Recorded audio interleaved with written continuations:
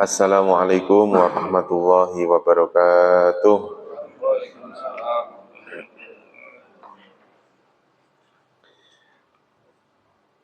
Mari kita mulai pertemuan kita di pagi hari ini dengan berdoa bersama-sama. Bismillahirrahmanirrahim. Radina billahi rabba wa bil islami dina wa bi Muhammadin nabiyya wa rasula. Rabbana zidna ilman nafi'a warzuqna fahman wasi'a.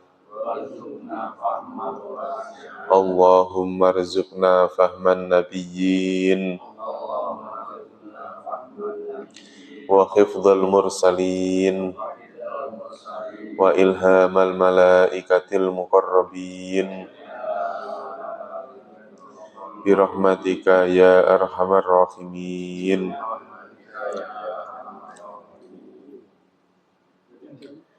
Innal hamdalillah nahmaduhu wa nasta'inuhu wa nastaghfiruhu wa na'udzu billahi min shururi anfusina wa min sayyiati a'malina. May yahdihillahu fala mudhillalah wa may yudlilhu fala hadiyalah. Allahumma shalli wa sallim wa barik ala sayyidina Muhammad wa ala alihi wa sahbihi ajmain, amma ba'd. Alhamdulillah, puji syukur pada Allah Subhanahu wa taala pada kesempatan pagi hari ini Allah mempertemukan kita kembali. Mudah-mudahan pertemuan ini mendapatkan keberkahan dari Allah, dan mudah-mudahan Allah berikan ilmu yang bermanfaat untuk kita semua, dan mudah-mudahan diberikan kemudahan dalam memahami ayat-ayat suci Al-Quran. Dan mudah-mudahan Allah berikan kekuatan lahir batin untuk istiqomah di jalan Allah, istiqomah dalam ketaatan kepada Allah Subhanahu wa taala. Kita sampai ayat keberapa, Pak?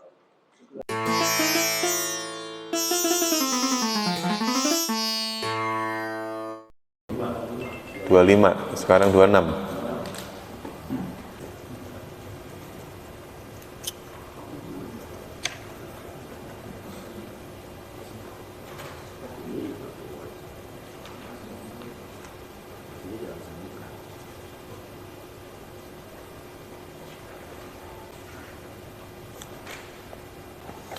Bismillahirrahmanirrahim. Ayat 26.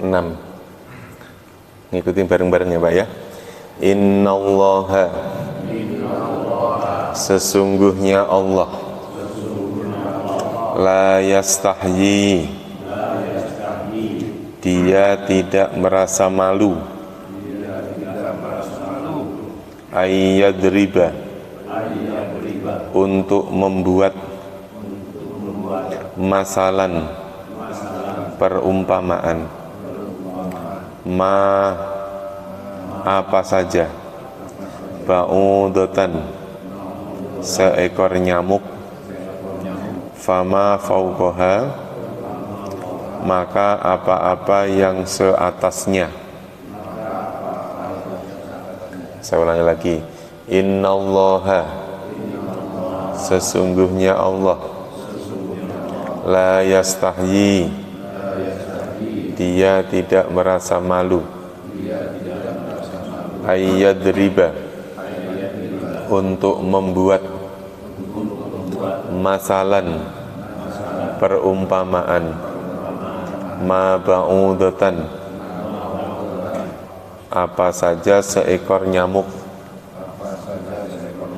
fama fauqaha, maka apa-apa yang seatasnya. Maksudnya Allah, sesungguhnya Allah tidak merasa malu untuk membuat contoh, membuat permisalan, membuat masalah. Itu maksudnya apa? Contoh untuk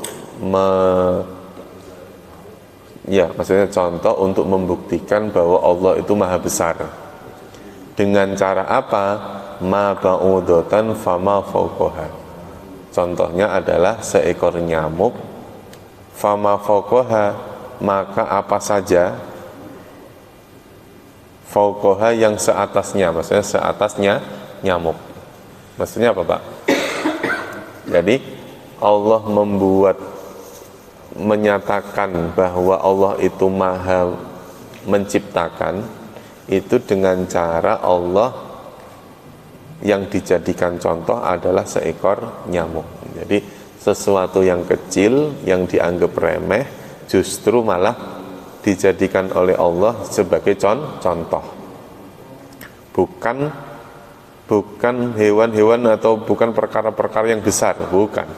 Tapi justru malah perkara yang kecil. Itu menandakan bahwa Allah berkuasa gitu, maksudnya gitu ya Pak. Artinya gini, tidak akan bisa dicontoh. Siapa yang bisa membuat nyamuk? Nggak bisa.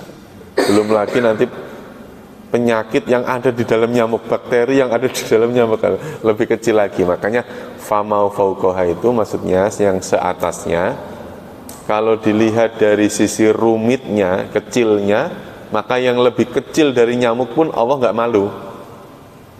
Maksudnya gitu ya, fauqaha itu. Bahasanya pakai malu.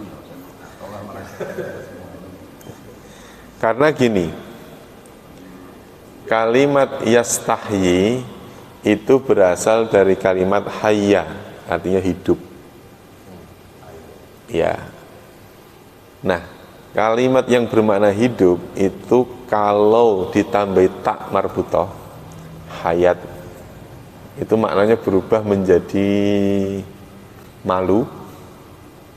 Nanti ada beberapa kata yang kalimatnya itu, kalau yang malu itu ini, hayaun, hayaun artinya malu. Kalau hamzanya saya ganti dengan tak,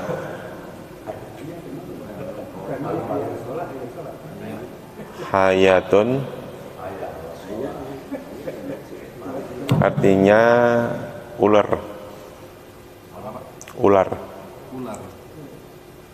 Hayatun artinya hidup, sama dengan hayyun, hidup. Yang bermakna malu itu yang ini. Makanya nanti yastahyi ada yang menerjemahkan membiarkan hidup, ada yang merasa malu. Misalnya dari kalimat haya. Jadi haya, hayatun, hayyun. Ini maknanya hampir-hampir sama. Ya. Makanya kalimat yang tadi ayat 26 ya. Itu yastahyi itu yang bermakna malu itu hanya kalimat yang ini. Yang saya kotakin ini. Yasta itu tidak termasuk. Yasta itu bermakna apa ya? Bermakna terus-menerus. Tidak akan. Jadi sesungguhnya Allah tidak akan merasa malu untuk membuat suatu percontohan. Nah, kalimat masalan percontohan ini apa saja, tidak harus seekornya nyamuk, maksudnya gitu. Fama fauqaha, maka apa saja yang sepertinya nyamuk. Yang lebih kecil pun Allah tidak malu, bahkan yang lebih besar pun Allah tidak akan malu. Kalau kita, misalnya saya mengatakan seekor nyamuk, yang ada dalam pikiran kita apa Pak? Kecil, apalagi? Nyusahin, ya kan, ganggu orang tidur, kan gitu ya Pak. Tapi dari seekor nyamuk itu, berapa juta orang yang hidup dengan adanya nyamuk itu. Ya kan, pabrik Baygon, pabrik Hit, belum warung-warung kecil yang jualan, Alfamart segitu besarnya dia jualan. Itu artinya dengan adanya binatang yang kecil yang diremehkan itu, justru ada orang-orang yang mendapat kemanfaatan. Ya kan, Pak? Itu dari sisi itu doang, belum yang lain-lainnya. Berapa juta dokter yang diangkat derajatnya gara-gara dia bisa riset, misalnya riset dari nyamuk itu sendiri. Artinya sesuatu yang dianggap remeh ini justru ada sebagian orang yang justru malah mendapatkan kemuliaan. Ya, Imam Ghazali itu konon katanya, Imam Ghazali itu Pak, beliau masuk dalam kategori masuk orang penghuni surga itu bukan karena beliau mengarang kitab yang banyak itu, bukan. Tapi karena beliau pernah dia dalam mimpi ya, pernah beliau dalam ketika menulis kitab itu, dia membiarkan seekor nyamuk untuk minum tinta. Jadi ketika beliau nulis kitab itu, ada nyamuk yang minum apa Pak? Minum tintanya.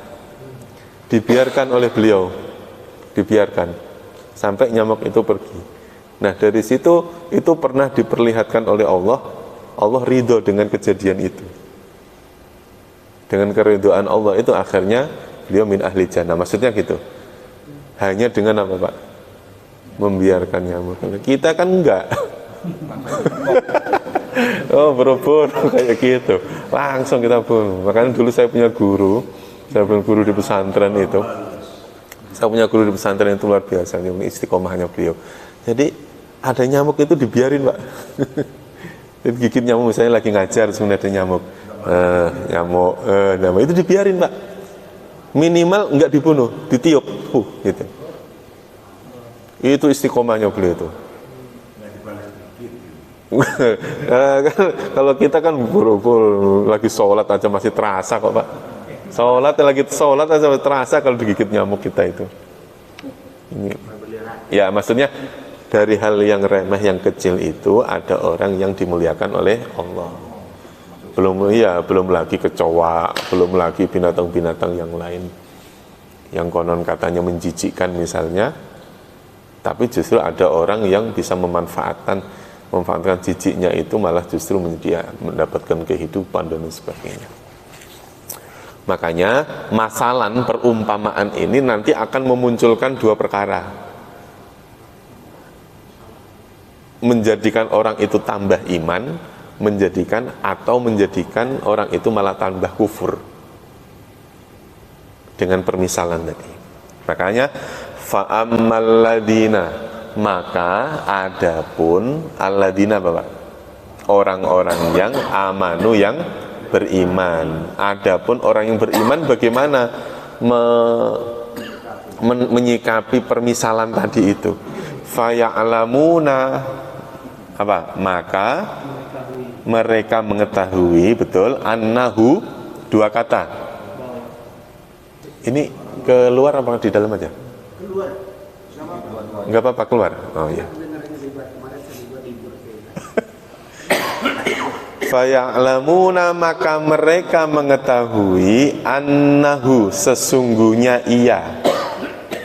Jadi hu ini yang dimaksud adalah permisalan.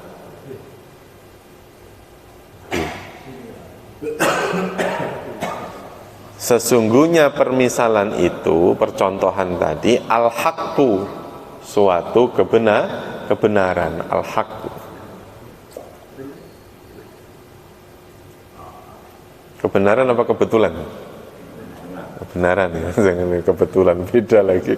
Benar sama betul itu beda. Annahul haqqu, sesungguhnya misal itu, permisalan tadi itu, al-haqqu adalah kebenaran mir rabbihim, dari Tuhan mereka.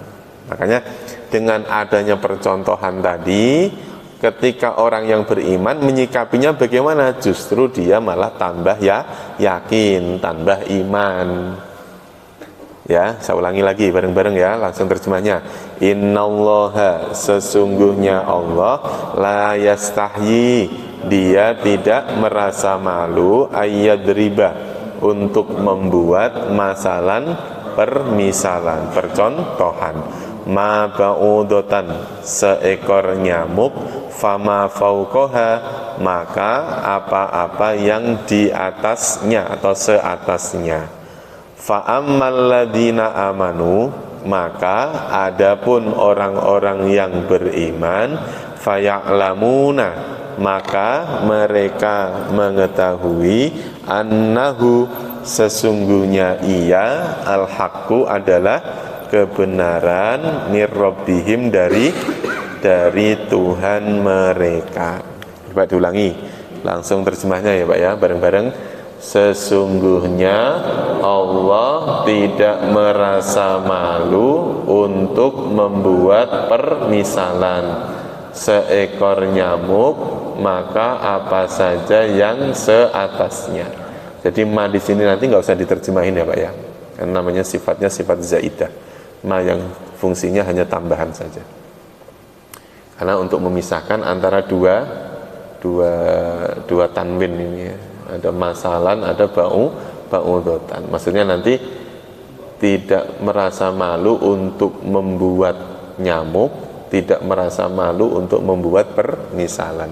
Jadi dipisah dengan kalimat ma.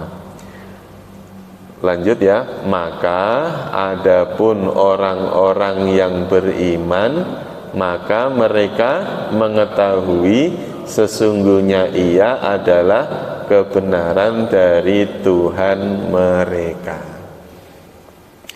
Jadi dengan adanya permisalan ada dua kemungkinan. Ada orang yang beriman, ada orang-orang yang tidak beriman. Makanya segala yang ada di muka bumi ini pasti akan memunculkan dua hal. Gitu ya Pak. Jadi misalnya dengan adanya apa nih, misalnya kita mau dengan Allah menciptakan bumi, ada orang yang beriman, ada orang yang ingkar. Allah mengutus seorang rasul, ada orang yang beriman, ada orang yang ingkar. Jadi jangan mengatakan masa orang nggak mau beriman kepada rasul, padahal dia akan melihat. Nah, iman dan tidak itu adalah urusan siapa? Urusan Allah. Kembalikan. Orang mau nerima atau tidak itu ya kita kembalikan semuanya. Wa ammal ladzina kafaru, dan adapun orang-orang yang kafir, fayaquluna, maka yaqulun apa? Mereka berkata. Fa maka yaquluna, mereka berkata. Berarti tadi kalau orang beriman menanggapinya gimana? Dia tambah iman. Dia mengatakan permisalan itu adalah kebenaran dari Allah. Tapi kalau orang kafir bagaimana? Madza aradallah. Lafal Allah di sini menjadi pelaku dari kalimat arada. Madza, apa yang? Madza ini artinya apa yang, tapi bermakna pertanyaan. Apa yang, tapi maknanya pertanyaan. Madza, apa yang aradallahu. Gimana? Allah kehendaki. Arada artinya apa? Kehendaki, inginkan. Nah, karena lafal Allah di sini harokatnya doma, maka Allah menjadi pelaku. Jadi dalam menerjemahkan madza, apa yang, Allah ya, Allah, terus kemudian aroda. Ini kok nggak jelas ini.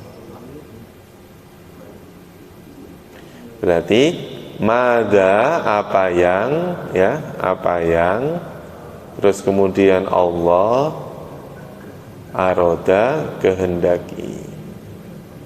Bihada masalah. Kalau orang kafir bagaimana? Maka dia akan bertanya-tanya, madza aradallahu bihadza masalah. Apa yang Allah kehendaki dengan hadza, apa Pak? Hadza artinya apa? Ini. Hadza artinya apa? Ini. Kalau itu apa? Itu. Dzalika. Kalau hadza, ini. Bihada masalah, dengan ini perumpamaan. Boleh dibalik, dengan perumpamaan ini. Nah, di sini ada tanda mim. Ini tanda apa Pak? Ini namanya waqaf, namanya lazim. Waqaf apa Pak? Lazim. Waqaf lazim itu apa? Wajib berhenti, wajib stop. Ketika Bapak baca sampai dengan kalimat ini, wajib apa? Berhenti. Napasnya kuat maupun tidak kuat, wajib berhenti. Kenapa kok wajib berhenti? Karena nanti dilihat dari sisi pemahaman ayat ini. Adapun orang-orang kafir, mereka berkata, apa yang Allah kehendaki dengan perumpamaan ini? Ya. Nah, kalimat kafir ini tidak harus orang kafir, enggak. Karena kalimat kafir di sini tidak ada kalimat bi. Ya, tidak ada kalimat bi. Maka orang yang kafir yang dimaksud adalah orang yang tidak percaya terhadap masalan tadi.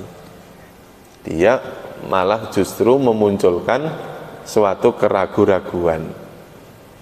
Jadi seharusnya orang yang beriman itu mampu menganalisa bahwa segala yang Allah ciptakan ini adalah kebenaran dari Allah.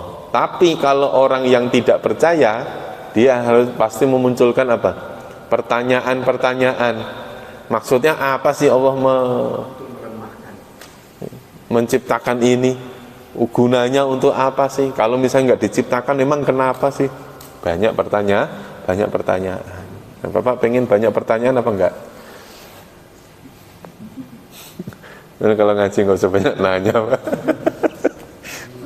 Iya, ciri-ciri orang yang ingkar itu fayaquluna madza aradallahu bihadza masalah. Dengan adanya nyamuk tadi, kalau orang yang nggak percaya pasti banyak nanya. Gunanya untuk apa? Kenapa Allah menciptakan ini?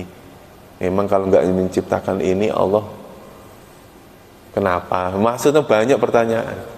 Yang terkadang pertanyaan itu justru malah tidak menjadikan seseorang lebih percaya, malah justru malah ragu. Ya. Madza aradallahu bihadza masalah. Yudillu bihi katsira. Yudillu ini berasal dari kalimat dolalah, sebenarnya bukan kosakata baru ini. Yudillu, dia menyesatkan, bihi, dengannya maksudnya apa, Pak? Dengan apa? Dengan masalan tadi. Ya, maksudnya apa? Sebab masalan itu dia menyesatkan kasiron, orang banyak. Karena yang berpotensi tersesat itu hanya manusia. Ya, Pak ya. Yang berpotensi tersesat dan mendapatkan petunjuk itu hanya siapa? Manusia. Selain manusia tidak ada. Ya mungkin jin, karena jin dan manusia itu sama-sama dia punya potensi untuk ibadah. Ya makanya kasiron dimaknai orang. Kasiron orang, kasiron apa? Banyak. Jadi yudillu bihi kasiro, dia menyesatkan, karena berawalan yu ini bermakna apa? Bermakna dia. Yudillu, dia menyesatkan, bihi, dengannya. Nya itu apa? Nya itu ya masalah yang ini. Dengan permisalan tadi, kasiron orang banyak. Wayahdi, dia memberi petunjuk. Yang menunjukkan dia yang mana? Ya-nya ini. Dia memberi petunjuk, bihi, dengannya. Nya apa, Pak? Permisalan, kasiron orang banyak. Ini yang tadi saya bilang, dengan adanya permisalan yang tadi, contoh yang tadi itu memunculkan orang yang mendapatkan hidayah dan memunculkan orang yang mendapatkan petunjuk dan orang yang tersesat. Yaitu siapa yang tersesat? Ya orang yang bertanya-tanya tadi. Madza aradallahu bihadza masalah. Siapa yang mendapatkan petunjuk? Orang yang mengakui itu semuanya al-haqqu mir rabbihim.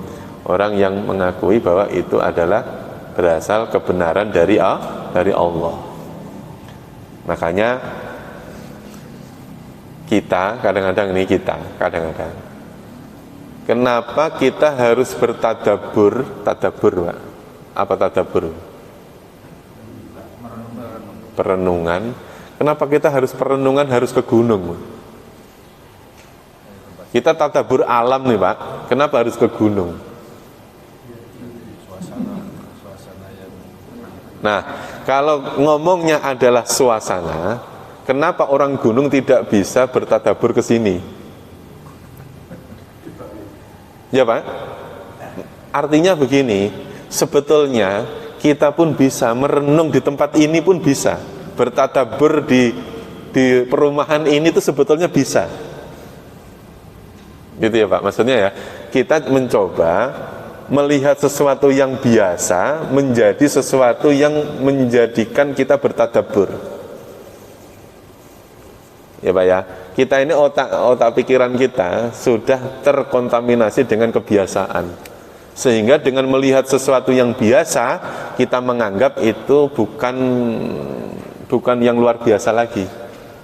Misalnya saya mengatakan, Pak, air yang bening ini kalau kita diamkan di sini terus-menerus akan berubah menjadi hitam. Bapak percaya tidak? Percaya tidak Pak? Bapak pasti tidak akan percaya. Iya kan? Karena sudah kebiasaan dibiarin berapa lama pun tetap warnanya bening. Gitu. Tapi kalau saya ngomong, Pak, air ini kalau saya biarkan di sini terus dia akan tetap bening. Bapak percaya tidak? Percaya, karena itu adalah kebiasaan. Kenapa kalau kita mau tafakur, ya, memikirkan suatu perkara gitu harus mencari sesuatu yang tidak biasa, padahal mau biasa atau tidak biasa kita pun tidak mampu untuk membuatnya.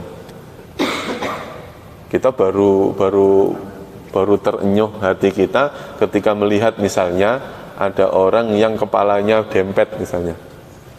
Kepalanya dempet, dia bisa kemana-mana. Padahal mau dempet mau tidak, kita bisa nggak berbuat sesuatu? Sama aja kan? Nah, artinya segala sesuatu yang kita lihat akan berpotensi menyesatkan, akan berpotensi mendapatkan hidayah, apapun itu. Jadi kalau kita bertadabur alam, coba aja di depan rumah atau mungkin di halaman, bisa nggak kita bertadabur alam di depan rumah? Nah, itu makanya orang itu masih butuh wasilah. Kenapa Bapak berdoa sambil nangis-nangis itu hanya ketika di depan Ka'bah? Kemungkinan bisa nggak di masjid ini Bapak doa sambil nangis-nangis? Bisa, tapi sulit kan ya Pak ya? Nah, makanya itu orang membutuhkan wasilah dengan tempat, wasilah dengan waktu. Kenapa? Kalau saya mau nanya, kalau kita sholat itu lebih khusyuk malam apa siang? Kenapa Pak? Sunyi. Nah sekarang ketika kita siang, bisa nggak kita sholat sekhusyuk malam itu? Harusnya kan bisa kan Pak? Harusnya bisa. Gitu. Bapak lebih ikhlas mana ketika sedekah dilihat orang sama tidak dilihat orang? Tidak dilihat orang. Kenapa ketika dilihat orang kita sulit untuk ikhlas? Padahal kan harusnya bisa. Itu loh. Ada satu permisalan memunculkan orang itu dapat hidayah sama tidak dapat hidayah. Itu. Ya kan ya? Makanya orang itu butuh sugesti, butuh wasilah, ya. Itu. Bapak sholat dengan imam yang suaranya merdu dengan imam yang suaranya biasa-biasa aja, lebih khusyuk mana? Ya, padahal kan harusnya biasa, sama aja kan harusnya. Itu. Makanya segala sesuatu ini menjadi masalan. Segala sesuatu yang ada pada diri kita ini percontohan yang bisa jadi dengan percontohan itu yudillu bihi katsira wa yahdi bihi katsira. Orang akan mendapatkan hidayah. Ada juga orang yang justru malah mendapatkan kesesatan. Wa ma yudillu bihi. Ada ma itu artinya apa Pak? Ma ada yang artinya tidaklah, ada yang bermakna apa yang. Ketika ma ini bertemu dengan illah, maka ma diartikan tidak. Wa ma yudillu bihi, dan tidaklah menyesatkan dengannya illal fasiqin, kecuali menyesatkan orang-orang fasik. Orang-orang apa Pak? Fasik. Kita ulangi ya terjemahnya bareng-bareng. Ngikutin ya. Innallaha, sesungguhnya Allah, la yastahyi, tidak merasa malu, ayyadriba, untuk membuat masalan, perumpamaan, ma ba'udatan, seekor nyamuk, fama fauqaha, maka apa saja yang seatasnya, fa'ammal ladina amanu, maka adapun orang-orang yang beriman, faya'lamuna, maka mereka mengetahui, annahu, sesungguhnya ia, al-haqqu, adalah kebenaran, mir rabbihim, dari Tuhan mereka. Wa ammal ladzina kafaru, dan adapun orang-orang yang telah kafir, fayaquluna, maka mereka berkata, madza aradallahu, apa yang Allah kehendaki, bihada, masalah, dengan perumpamaan ini, yudillu, dia menyesatkan, bihi, dengannya, kasiran, orang banyak, wayahdi, dan dia memberi petunjuk, bihi, dengannya, kasiran, orang banyak, wama yudillu bihi, dan tidaklah dia menyesatkan dengannya, illal fasiqin, kecuali orang-orang fasik. Coba diulang langsung terjemahnya ya, bareng-bareng. Langsung terjemahnya. Sesungguhnya Allah tidak merasa malu untuk membuat perumpamaan seekor nyamuk, maka apa saja yang seatasnya. Maka itu bisa bermakna lalu ya, atau dan apa saja yang seatasnya. Lanjut, maka adapun orang-orang yang beriman, maka mereka mengetahui sesungguhnya ia adalah kebenaran dari Tuhan mereka. Lanjut, dan adapun orang-orang yang kafir, maka mereka berkata, apa yang Allah kehendaki dengan perumpamaan ini, dia menyesatkan dengannya orang banyak, dan dia memberi petunjuk dengannya orang banyak,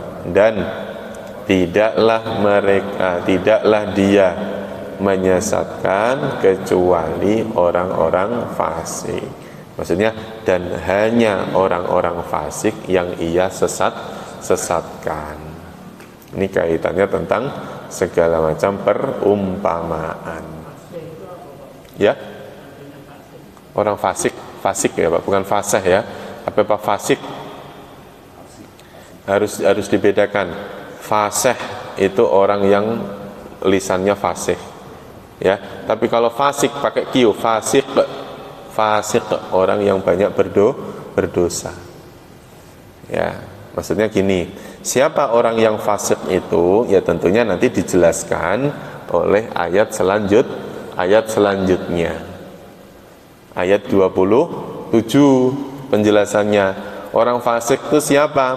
Alladzina, orang-orang yang, bareng-bareng ya, ngikutin. Alladzina, orang-orang yang kuduna, mereka melanggar, ahdallahi, perjanjian Allah, mim ba'di, dari sesudah, mitsaqihi, peneguhannya. Maksudnya orang yang fasik itu siapa? Cirinya pertama, orang yang melanggar perjanjian Allah sesudah peneguhannya. Maksudnya apa Pak? Orang yang melanggar perjanjian Allah sesudah mengucapkan janji itu. Kita semuanya pernah nggak kita berjanji kepada Allah? Pernah. Kapan itu? Ketika seseorang di dalam alam kandungan. Kita semuanya berada di alam kandungan itu dulu pernah mengatakan asyhadu alla ilaha illallah wa asyhadu anna muhammadar rasulullah. Ucapan dua kalimat syahadat ini menjadi janji. Nah, ketika orang sudah keluar dari alam kandungan, kok terus kemudian dia ingkar kepada Allah, ingkar kepada Nabi Muhammad misalnya, maka ini bagian daripada orang yang melanggar janji. Ya. Termasuk orang yang melanggar janji itu siapa? Orang yang percaya kepada Allah tetapi tidak mau melaksanakan perintah-perintah Allah. Siapa itu? Alladzina yanquduna ahdallahi min ba'di mitsaqihi. Orang yang melanggar janji. Terutama janji pada siapa? Janji kepada Allah Subhanahu wa taala. Diulangi lagi ya, bareng-bareng. Alladzina, orang-orang yang kuduna, mereka melanggar ahdallahi, perjanjian Allah, min ba'di, dari sesudah mitsaqihi, peneguhannya. Pertama, kalau tadi ditanya siapa orang fasik itu, pertama adalah orang yang melanggar janji, orang kafir, orang musyrik, orang munafik, ya. Mereka lah orang-orang yang melanggar janji. Siapa lagi orang yang disebut orang fasik itu? Wa yaqta'una, dan mereka memutus. Jadi ada kalimat alladzina yang ini itu ada di antara wawu dan ya di sini. Jadi orang-orang yang melanggar dan orang-orang yang memutus. Memutus apa? Ma amarallahu bihi. Ma, apa saja. Amarallahu, lafal Allah harokatnya dhammah. Berarti Allah menjadi apa? Pelaku. Dari apa? Dari kalimat amaro. Berarti apa-apa yang Allah perintahkan bihi dengannya, ayu sholat, untuk disambung. Ya, dengan apa yang Allah perintahkan itu, memutuskan bukan memutuskan ya Pak ya. Apa yang Allah perintahkan dengannya yang amarallahu bihi. Jadi mereka memutus apa-apa yang Allah perintahkan dengannya, dengan apa-apa yang Allah perintahkan itu untuk di apa? Ayu sholat, untuk disambung. Jadi hi itu kembalinya ke ma amaro. Ma, apa saja. Apa yang Allah perintahkan untuk disambung? Apa Pak? Maksudnya disambung itu maksudnya? Di antaranya adalah menyambung tali silaturahmi. Maksudnya orang yang fasik itu orang yang memutus tali silaturahmi. Itu diantaranya. Nah, sekarang saya mau nanya, orang yang memutus silaturahmi itu orang yang bagaimana? Kalau kayak kita nih, ini kita ngumpul nih, ini menyambung apa memutus? Dengan cara apa? Nah, kita kumpul aja kadang-kadang kita malah memutus kumpul itu. Ya Pak ya. Nah, kalau saya dengan orang yang tidak saya kenal itu memutus apa menyambung? Nah, ini harus memahami dulu yang dinamakan orang yang memutus itu yang seperti apa, yang menyambung seperti apa. Jadi walaupun kita ngumpul Pak, itu bisa dikatakan memutus apabila bertengkar, ya Pak, membenci, ghibah, terus berdebat, walaupun ngumpul itu. Nah, saya misalnya dengan artis A misalnya, saya tidak menyambung silaturahmi, juga tidak memutuskan Pak, orang nggak kenal kok. Makanya ada istilah begini, orang dikatakan pelit nih, pelit ya Pak, itu apabila ada keinginan untuk menerima. Misalnya begini, saya pengen dikasih duit oleh Pak DKM misalnya, akhirnya Pak DKM nggak ngasih duit ke saya, akhirnya saya ngomong apa Pak? Pak DKM apa? Pelit. Tapi ketika ada orang yang nggak saya kenal, yang nggak ngasih duit ke saya ngomong pelit nggak sama dia? Enggak, karena saya tidak ada keinginan untuk mengharap penerimaan dari dia. Gitu. Ya. Nah, memutus apa-apa yang Allah perintahkan itu ya diantaranya ya jangan membenci, jangan mengganggu, jangan merusak, jangan membuat keonaran. Makanya termasuk diantaranya menyambung tali silaturahim itu diantaranya adalah memaafkan, tidak menganggap suatu permasalahan, ya, tidak neko-neko, macam-macam. Itu diantaranya menyambung tali silaturahmi. Diantaranya lagi menyambung tali silaturahmi ada apa? Ada bersedekah, membantu, tolong menolong. Nah itu namanya menyambung tali silaturahmi. Jadi dengan cara saya tidak mempermasalahkan suatu permasalahan, itu namanya menyambung silaturahmi. Misalnya nih Pak, misalnya saya parkir mobil di depan rumah, ganggu nggak itu? Ganggu. Tapi tetangga saya lebih memilih tidak mempermasalahkan. Ya Pak ya, lebih memilih tidak mempermasalahkan. Itu juga namanya tali silaturahmi. Ya Pak ya, saya bawa mobil, kaca spion saya disenggol sama orang, grek gitu. Saya lebih memilih tidak marah. Itu namanya nyambung tali silaturahmi. Padahal marah saya bisa tidak? Bisa. Tapi saya lebih milih, ya sudahlah, gitu. Mobil jelek ini misalnya gitu. Tapi ada orang kesenggol dikit marah, ada nggak? Ada. Gitu. Marah ada gitu. Maksudnya gitu ya Pak ya. Jadi jangan terus kemudian memutus tali silaturahmi itu hanya dimaknai tidak bertemu. Tidak bertemu. Bertemu pun bisa memutus gitu. Bertemu. Nah ini ciri yang kedua. Yang pertama tadi apa? Melanggar perjanjian Allah. Yang kedua apa? Memutus tali silaturahmi, memutus apa saja yang Allah perintahkan untuk disambung. Wa yufsiduna, ini menyimpan kata alladzina lagi, menyimpan kata alladzina. Orang fasik itu yang bagaimana?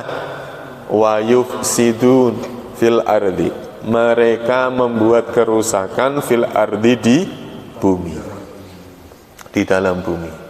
Ulaika, mereka itu humul khasirun, mereka orang-orang yang merugi. Ulangi bareng-bareng ya Pak ya, ikutin ya.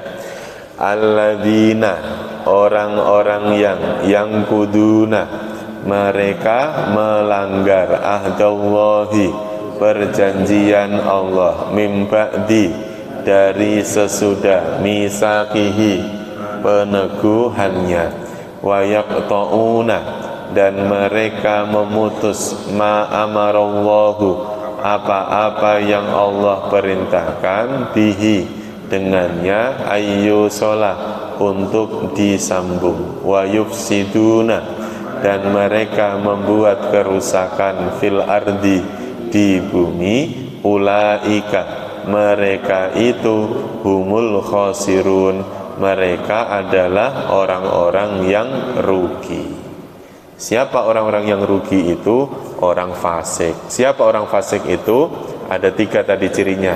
Orang yang melanggar perjanjian Allah, orang yang memutus apa yang Allah perintahkan untuk disambung. Yang ketiga apa? Orang yang membuat kerusakan. Nah, ketiga-tiganya, yang pertama kaitannya urusan seseorang itu dengan Allah, yang kedua urusan dengan orang lain, yang ketiga urusan dengan alam sekitar. Ya, kalau kita tidak mampu untuk menjadi orang baik, ya, nah, jangan merusak. Makanya ketiga hal tadi, ahdallah, urusan kita, perjanjian kita dengan Allah, yang kedua urusan dengan manusia, wa yufsiduna fil ard, urusan kita dengan alam sekitar. Itu nanti kaitannya dengan hablum minallah, hablum minan nas, hablum minal alam. Hubungan baik kita dengan Allah, hubungan baik dengan manusia, hubungan baik dengan alam sekitar. Makanya manusia itu dianjurkan untuk apa Pak? Untuk berbuat baik dengan ketiga ini. Ya, kita ulangi ya bareng-bareng dari ayat 26 tadi. Bareng-bareng. Ya. Langsung terjemahnya. Bismillahirrahmanirrahim. Sesungguhnya Allah tidak merasa malu untuk membuat perumpamaan seekor nyamuk, maka apa saja yang seatasnya. Maka adapun orang-orang yang beriman, maka mereka mengetahui sesungguhnya ia adalah kebenaran dari Tuhan mereka. Dan adapun orang-orang yang kafir, maka mereka berkata, apa yang Allah kehendaki dengan perumpamaan ini, dia menyesatkan dengannya orang banyak, dan dia memberi petunjuk orang banyak, dan tidaklah dia menyesatkan dengannya kecuali orang-orang fasik. Siapa orang fasik itu?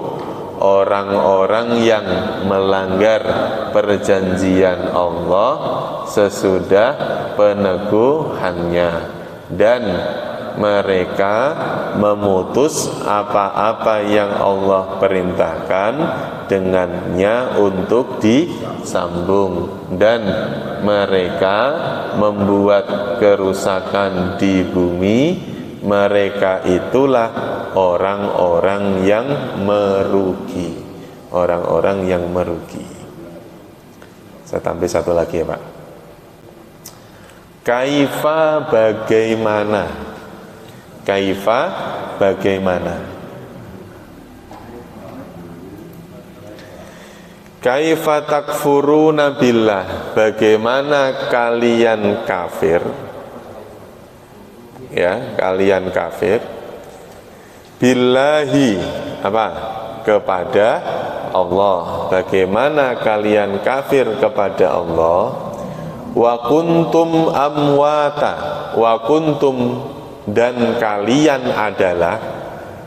Jadi yang menunjukkan kalian itu tumnya, yang menunjukkan adalah kananya nih, kunnya ini. Maka dan kalian adalah amwatan, benda-benda mati. Amwatan, benda-benda mati.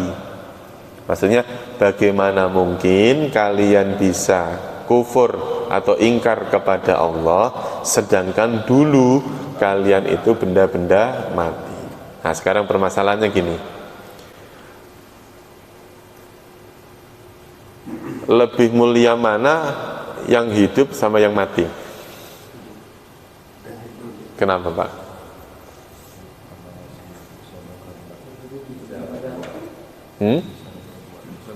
Karena ketika masih hidup itu Allah masih memberikan kesempatan kita untuk apa? Untuk berbuat baik, untuk beramal soleh, untuk mempertahankan keimanan. Sedangkan ketika seseorang sudah mati, sudah selesai, sudah habis. Makanya orang yang sudah mati sekarang ini yang sudah mati, pasti dia akan ingin hidup lagi. Gitu ya Pak? Nah orang yang sekarang ini hidup tidak akan mau mati. Gitu. Itu udah hukum dari dulu begitu. Yang hidup tidak pengen mati, sedangkan yang sudah mati pengen hidup lagi. Gitu. Makanya kita itu sudah sering dikasih contoh orang ketika dalam keadaan mati. Yaitu salah satu diantaranya adalah tidur. Bapak bisa tidur itu karena apa? Nah, salah satu diantara suatu perkara yang sudah ditakdirkan oleh Allah adalah ngantuk, adalah tidur. Karena itu tidak bisa direncanakan. Nggak bisa direncanakan, Pak. Bapak ngantuk nih, tadi misalnya pas lagi belajar nih ngantuk. Pernah nggak merencanakan saya nanti kalau ngaji ngantuk? Nggak pernah, Pak. Yakin saya. Nggak ada. Karena itu semuanya pemberian Allah. Tidur pun sama. Bapak hanya bisa merencanakan, nanti jam 10 pagi saya tidur. Begitu sudah di kamar, bingung. Iya. Ada juga yang merencanakan Ustaz, kajian ambil senderan duduk dan mau merencanakan kan. Tapi senderannya iya. Tapi ngantuknya belum tentu, Pak. Rebutan jadi senderan. Karena menganggap kalau nyender itu nyaman, ya kan? Makanya bersandarlah kita kepada Allah. Ya maksudnya gitu ya, Pak. Makanya salah satu di antara kenikmatan yang Allah berikan, yaitu di antaranya adalah ngantuk, di antaranya adalah tidur. Nikmat itu, Pak. Dan itu tidak bisa direncanakan. Gitu. Kalau memang tidur itu bisa direncanakan, coba sekarang langsung tidur sekarang, Mbak. Nggak bisa kan, Pak? Pasti butuh proses. Ada yang langsung bisa tidur, ada yang tidak bisa. Gitu. Makanya kalau kita selalu beranggapan bahwa kita itu mampu mengendalikan diri kita, coba sekarang ngantuk sekarang. Nggak bisa kan, Pak? Nggak bisa. Makanya kalimat la haula wala quwata illa billah itu benar-benar harus bisa diresapi. Gitu. Hanya kekuatan itu hanya milik Allah. Sampai kita mengatur diri kita, kapan kita tidur, kapan kita, itu pun nggak bisa. Nah itu maksud saya, hal-hal yang sepele seperti itu harus bisa kita tadabburi, harus bisa kita ambil pelajaran. Gitu. Tidak harus kita jauh-jauh ke puncak, nggak harus, Pak. Ya, misalnya kita renungan akhir tahun, coba bisa merenung tapi tidak harus keluar rumah yang jauh gitu maksudnya. Maksudnya gitu.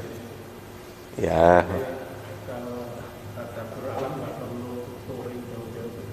Iya maksud saya bukan terus enggak itu. Maksudnya gini loh, Pak. Coba kita makanya kita buktikan. Suatu saat ini kajian yang kita ini, suatu saat coba kita kajian keluar. Enggak tahu kemana dah pokoknya. Diagendain aja. Nanti coba sama tidak mendapatkan ilmunya itu ketika di luar ya kita dapat ilmu, ketika di masjid sendiri juga dapat ilmu.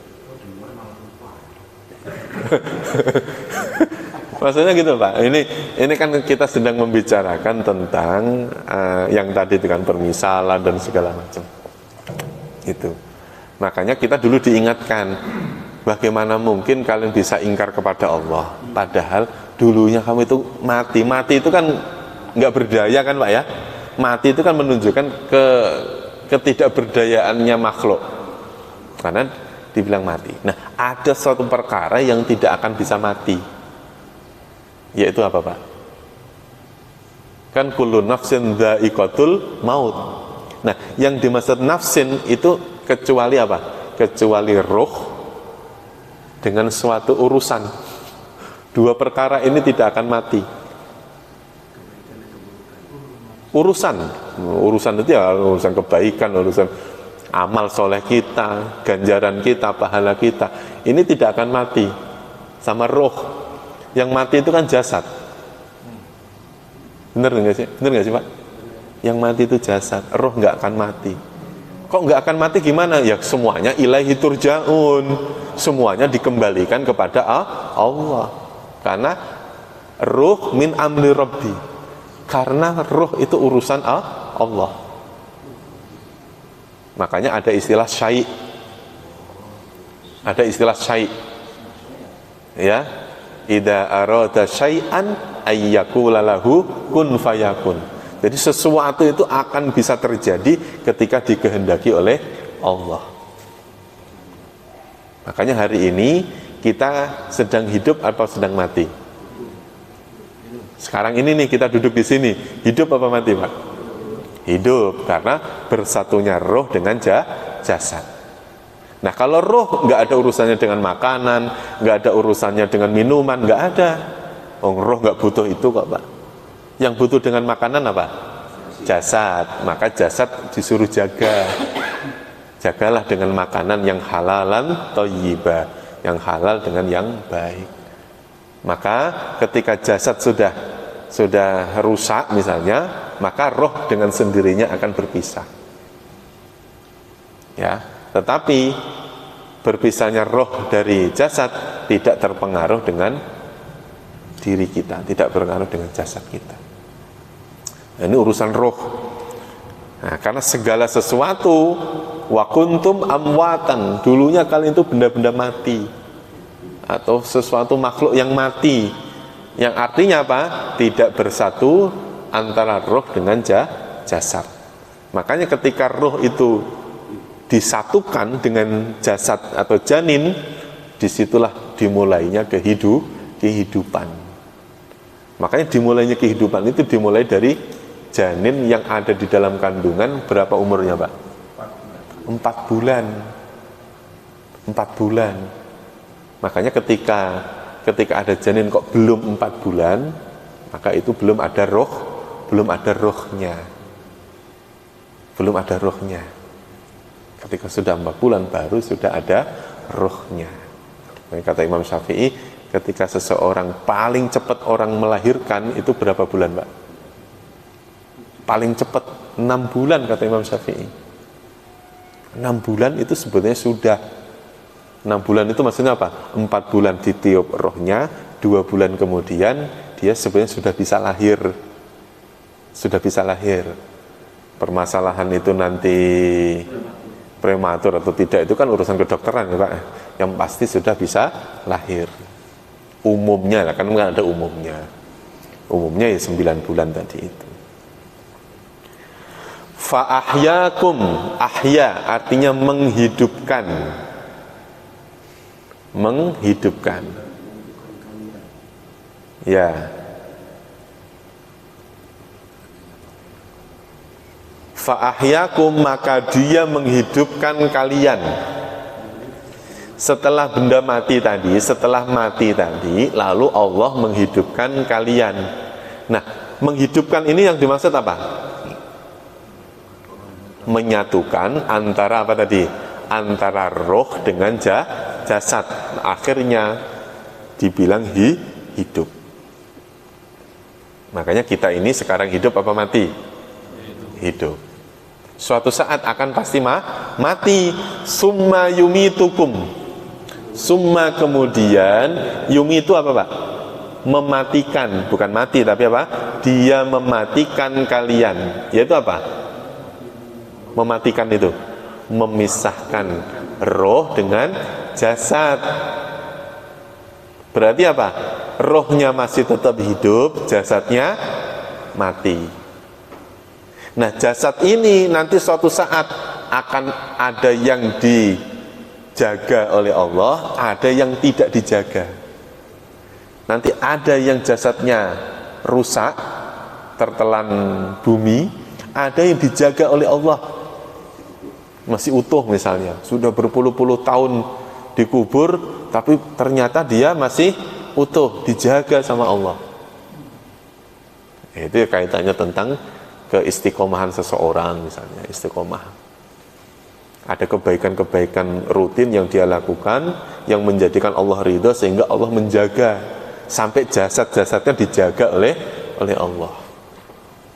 Yumi itu, mematikan, memisahkan roh dari jasad. Summa yuhyikum, kemudian dia menghidupkan kalian. Nah, hidup yang berikutnya ini pasti berbeda dengan hidup yang pertama. Maka dari setiap proses kehidupan itu berbeda-beda. Awalnya kita mati, ya Pak ya. Terus kemudian masuk ke alam kandungan, hidup tidak kita? Hidup. Nah, kehidupan di alam kandungan sama tidak dengan kehidupan yang sekarang? Berbeda. Dari sisi makanan saja sudah berbeda, Pak. Gitu ya. Akhirnya seseorang itu meninggalkan alam kandungan, masuk ke dalam alam dunia. Di alam dunia yang dibutuhkan apa? Makanannya misalnya, apa saja, ya, apa saja bisa dimakan. Ketika seseorang sudah pindah dari alam dunia, yang dibutuhkan apa, Pak? Misalnya di alam barzah, yang dibutuhkan apa? Ada 3 hal: doa anak yang soleh, terus amal jariyah, ilmu yang bermanfaat. 3 hal ini yang menjadi makanannya. Nah, di alam kubur, orang ini hidup apa mati? Di dalam kubur, orang ini hidup apa mati? Yang hidup adalah rohnya, jasadnya mati. Ada yang berpendapat roh dengan jasad kemudian nyatu lagi di alam kubur. Mereka bisa merasakan ketika amal jariyahnya dipergunakan untuk kebaikan orang. Bisa merasakan. Mereka bisa merasakan ketika anak-anaknya beramal soleh. Bisa merasakan. Makanya kata guru saya, amal jariyah yang paling utama adalah mendidik anak soleh. Amal jariyah paling utama. Bukan amal ke masjid, bukan amal ke yayasan, bukan. Mendidik anak kita beramal soleh, mendidik anak kita menjadi anak yang baik, anak yang beriman kepada Allah, itu adalah amal jariyah paling utama. Karena dari anak yang soleh ini akhirnya memunculkan apa? Memunculkan doa, memunculkan kebaikan-kebaikan, menyambung tadi itu, menyambung keimanan, ya Pak ya, menyambung keimanan. Terus kemudian banyak sekali dari didikan kita terhadap anak kita. Sampai beramal jariyah ke masjid atau ke musola atau ke yayasan itu kalah Pak, dengan mendidik anak yang soleh tadi itu. Nah, setelah itu baru nanti dihidupkan lagi oleh Allah ketika hari kiamat. Setelah hari kiamat, barulah nanti orang yang hidup ini kemudian kebutuhannya berbeda dari alam barzah. Hari kiamat yang dibutuhkan apa Pak? Hari kiamat yang dibutuhkan yaitu amalnya sendiri, amal yang dibawa ini. Itu.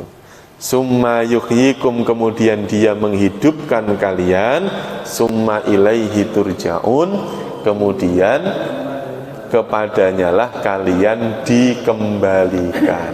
Maka urusannya dikembalikan kepada siapa? Kepada Allah Subhanahu wa ta'ala. Makanya kita selalu mengatakan inna lillahi wa inna ilaihi roji'un. Itu kalau Bapak benar-benar menghayati kalimat itu tidak hanya urusannya kematian. Kalimat inna lillahi wa inna ilaihi roji'un itu tidak harus urusannya kematian. Tapi karena itu sudah menjadi kalimat yang maklum, yang sudah terbiasa, akhirnya ketika ucapan itu selalu dikaitkan dengan kematian. Gitu. Karena kalimat itu seharusnya mengajarkan kepada kita, inna lillah, apa artinya? Sesungguhnya kami ini milik Allah. Wa inna, dan sesungguhnya kami roji'un, akan kembali ilaihi, kepadanya. Itu kalau kita memaknai kalimat itu, kita dan semua yang kita miliki saat ini adalah milik siapa? Allah. Dan semua akan kembali kepada Allah. Makanya ada seseorang, bagaimana mungkin engkau bisa menangis ketika milik Allah itu diambil oleh yang punya? Kita merasa kehilangan itu kan karena kita merasa memiliki, gitu Pak. Ya Pak ya. Jadi ketika kita mengucapkan kalimat inna lillahi wa inna ilaihi raji'un, terkadang kita belum mampu menghayati kalimat itu. Misalnya kematian. Ini berat sekali ngomong seperti ini. Kenyataannya saya pun masih belum bisa mengamalkan itu. Dulu ada seseorang namanya, ulama besar namanya Jalaluddin Ar-Rumi. Jalaluddin Ar-Rumi itu seorang ulama besar. Nah, ketika beliau mendapatkan kabar itu alam ya, yang penting kabar bahwa sudah dekat kematiannya. Nah, murid-muridnya saat itu nangis karena mendengar gurunya akan meninggal. Lantas si Jalaluddin Ar-Rumi ini kemudian malah marah-marah. Gila kamu, gampangnya gitu. Saya mau ketemu dengan kekasih saya, kok malah kamu tangisi? Gampangnya gitu, Pak. Akhirnya Jalaluddin Ar-Rumi menyuruh apa? Sekarang kamu joget-joget, seneng-seneng. Nggak lumrah, Pak. Memang nggak lumrah, nggak wajar. Tapi kalau dipikir kembali yang tadi itu, orang dia mau ketemu dengan kekasihnya, ngapain kita tangisi? Ya. Nah, tetapi karena kita itu punya keterkaitan dengan orang lain, maka tidak sembarangan. Ya, misalnya ada orang meninggal, kalimat yang pantas kita ucapkan apa, Pak? Ketika Bapak ngomong alhamdulillah, berani tidak? Loh, Bapak mau menganggap kematian itu sebagai musibah apa nikmat?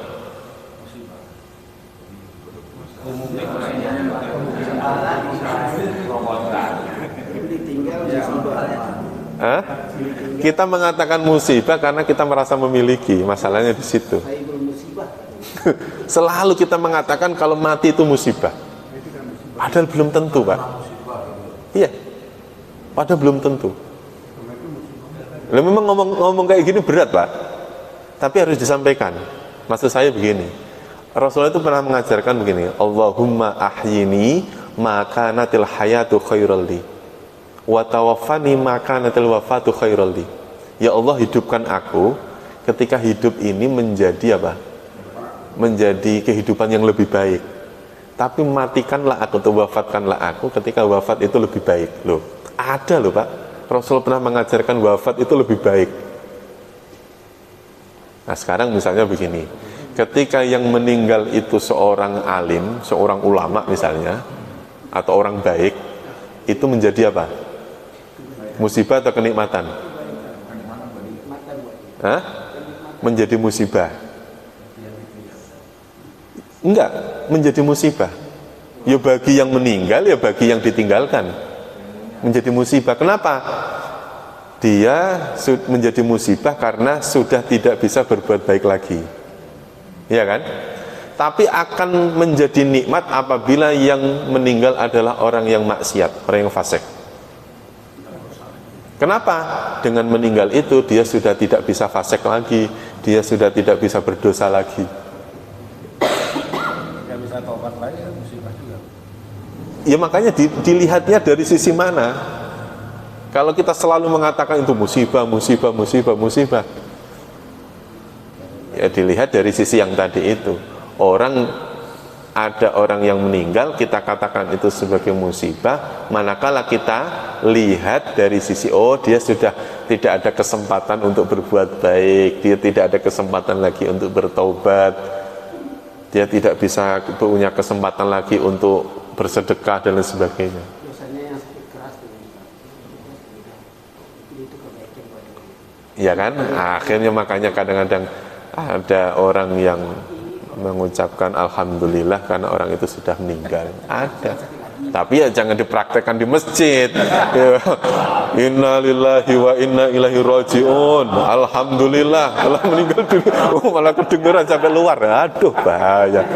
Apa yang Bapak bicarakan di dalam kamar dengan istri tidak boleh diketahui oleh anak-anak, tidak boleh diketahui oleh orang lain. Makanya itu fungsinya kenapa Allah Subhanahu wa taala menciptakan perkara gaib, agar semuanya tenang-tenang saja. Saya tidak tahu apa yang ada dalam hati Bapak, Bapak tidak tahu apa yang ada dalam hati saya. Dengan begitu kita baik-baik saja. Benar nggak Pak ya? Itu. Maka tidak semua harus diungkapkan. Kalau misalnya ada istri kita ngomong, Bapak harus jujur sama saya, nggak boleh ada yang disembunyikan. Tanya sama istrinya, Ibu berani ketika saya jujur? Berani tidak? Siap nggak menerima? Permasalahannya di situ. Nah, makanya itu kita bersyukurlah ada yang mau menutupi sehingga kita baik-baik saja. Ya, jadi keharmonisan di rumah tangga itu salah satu diantaranya karena apa, Pak? Ya karena kita menyembunyikan sesuatu. Tidak semua yang tersembunyi itu jelek. Ayo diulangi lagi ya. Kaifa takfuruna, bagaimana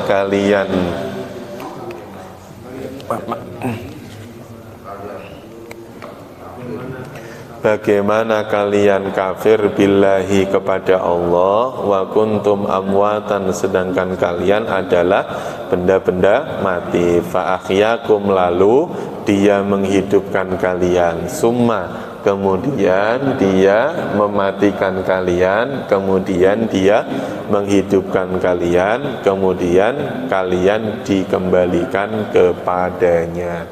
Coba diulang dari ayat 26 ya. Dari mulai innallaha, langsung terjemahnya bareng-bareng ya. Sesungguhnya Allah tidak merasa malu untuk membuat perumpamaan seekor nyamuk dan apa saja yang seatasnya. Maka adapun orang-orang yang beriman, maka mereka mengetahui sesungguhnya ia adalah kebenaran dari Tuhan mereka. Dan adapun orang-orang yang kafir, mereka berkata, apa yang Allah kehendaki dengan perumpamaan ini, dia menyesatkan orang banyak dan memberi petunjuk orang banyak, dan tidaklah dia menyesatkan kecuali orang-orang fasik, yaitu orang-orang yang melanggar perjanjian Allah sesudah peneguhannya dan memutus apa-apa yang Allah perintahkan dengannya untuk disambung, dan mereka membuat kerusakan di bumi. Mereka itu orang-orang yang merugi. Lanjut. Bagaimana kalian ingkar kepada Allah sedangkan kalian adalah benda-benda mati, lalu dia menghidupkan kalian, kemudian dia mematikan kalian, kemudian dia menghidupkan kalian, kemudian kalian dikembalikan kepadanya. Summa ilaihi turja'un itu tuh maknanya sama dengan inna lillahi wa inna ilaihi raji'un. Cukup ya Pak? Ada yang mau bertanya barangkali? Wa ammal ladzina kafaru fayaqulu madza aradallahu bihadza masalah. Ya.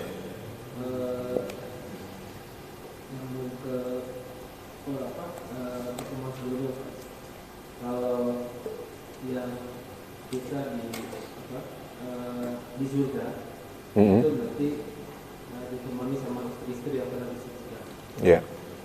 Kalau misalnya ada seseorang yang belum menikah, baik laki-laki ataupun wanita, itu gimana? Oh iya. Jadi kembali kepada ayat yang itu wa azwajun mutahharah, itu bisa bermakna dua ya Pak ya. Maksudnya bisa bermakna pasangan yang disucikan, bisa bermakna pasangan yang suci. Akhirnya dari dua makna ini muncul beberapa pendapat. Di antaranya adalah pasangan yang disucikan itu yang dimaksud adalah siapa? Istri. Pasangan yang suci adalah pasangan yang memang Allah persiapkan ketika di surga. Ya, mana yang lebih bagus itu? Bapak mau nggak ketemu istrinya lagi nanti di surga?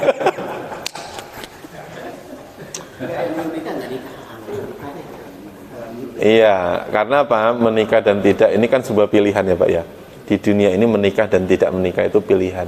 Karena memang dulu ada nabi yang sampai akhir hayatnya beliau tidak menikah. Ada nggak nabi yang sampai akhir hayatnya tidak menikah?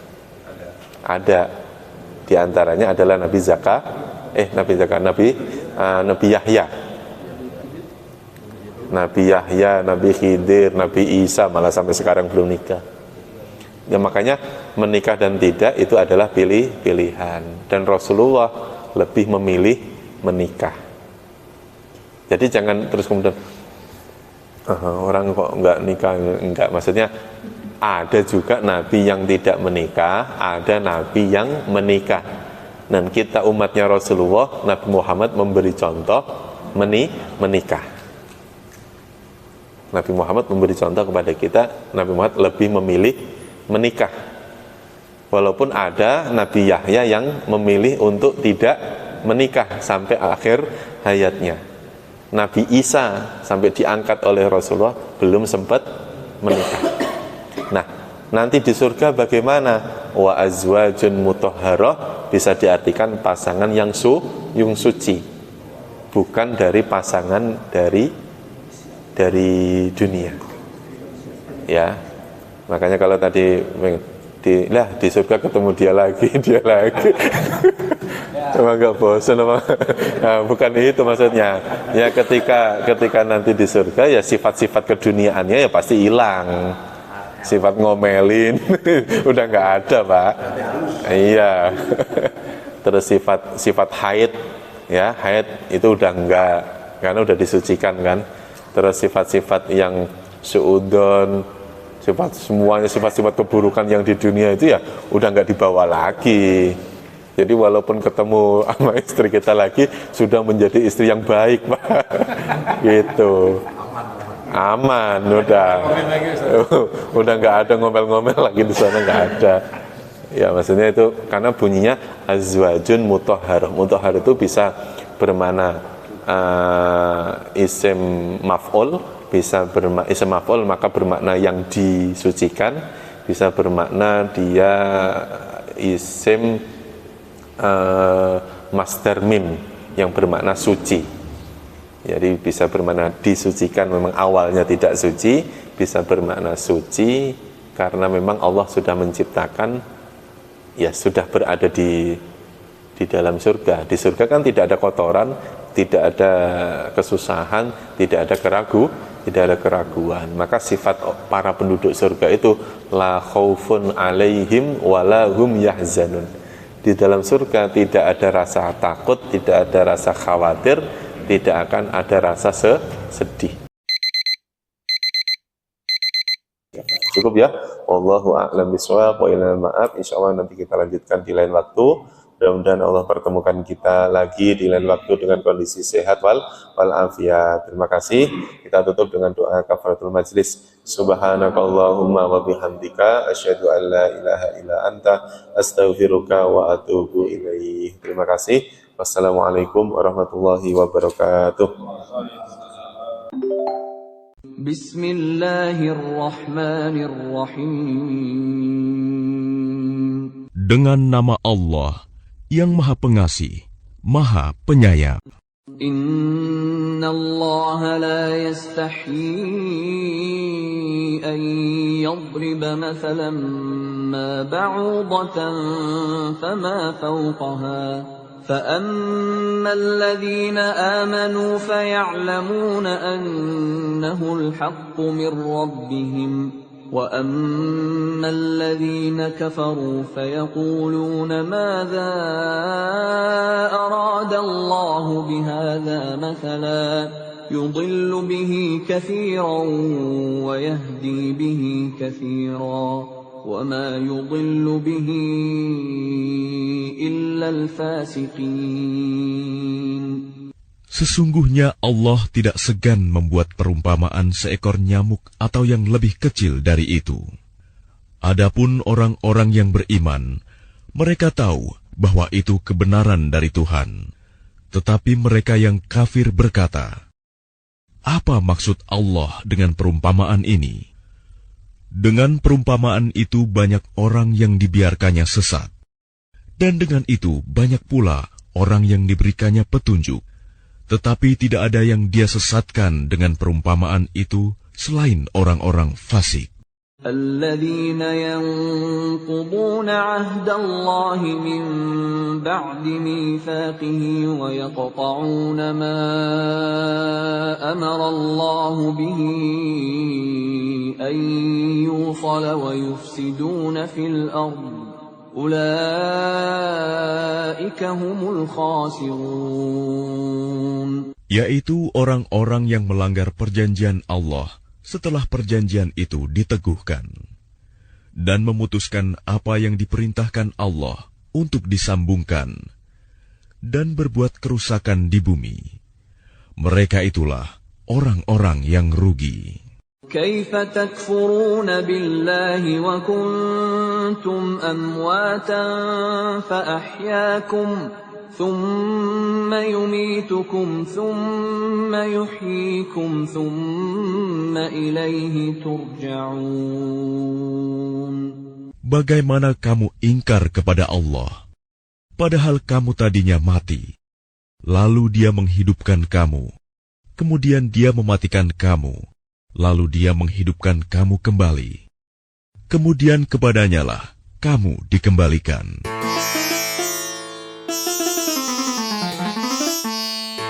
Dan sungguh, telah kami mudahkan Al-Quran untuk peringatan.